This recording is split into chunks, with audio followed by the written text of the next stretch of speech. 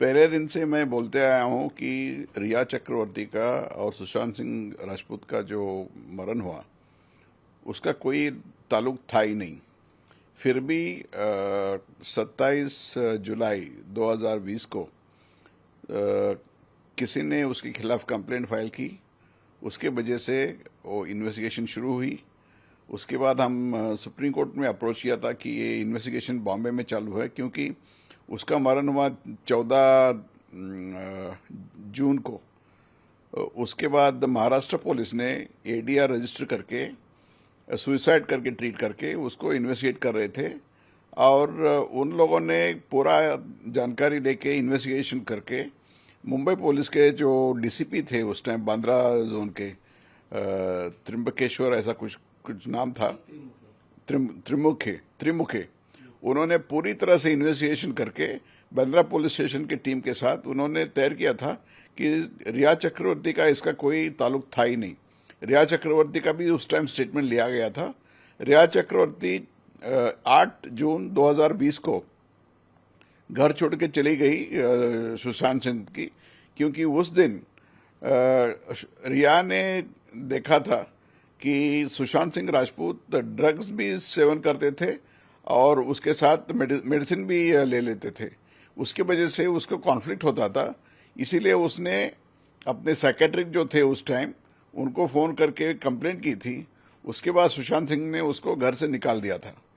तो ऐसे हुआ था कि सुशांत सिंह ने उसके भाई को बोल के, शोविक को बोल के उनको बोला था कि आप अपने बहन को लेके जाइएगा।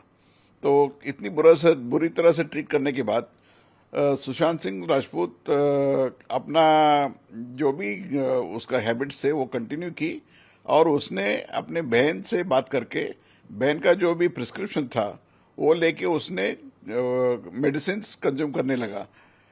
उस दिन से 8 जून 2020 से 14 तक रिया और सुशांत सिंह का कोई कांटेक्ट था ही नहीं।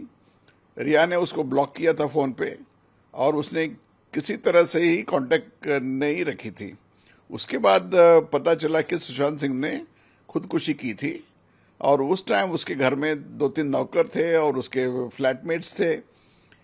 फिर भी उन्होंने सुशांत सिंह के फैमिली ने रिया चक्रवर्ती को घसीट लिया इस केस में, और पटना में उन्होंने झूठी केस करके उन्होंने बताया था कि वो रिया चक्रवर्ती ने उसके जो 15 करोड़ के जो प्रॉपर्टी थी उसको उसने मिसअप्रोप्रिएट किया था करके उन्होंने कंप्लेंट फाइल की।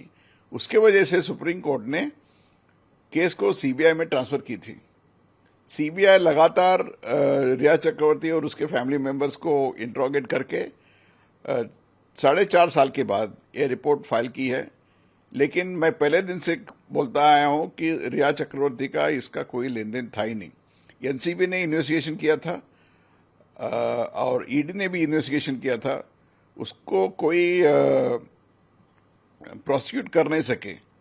इसके वजह से मैं बोलता हूं कि पहले दिन से सबको मालूम था, फिर भी पैंडेमिक के कारण उस टाइम किसी को कुछ काम था ही नहीं, और सब मीडिया वालों ने उसके खिलाफ गलत नैरेटिव स्टार्ट करके ये सब मामला चला था।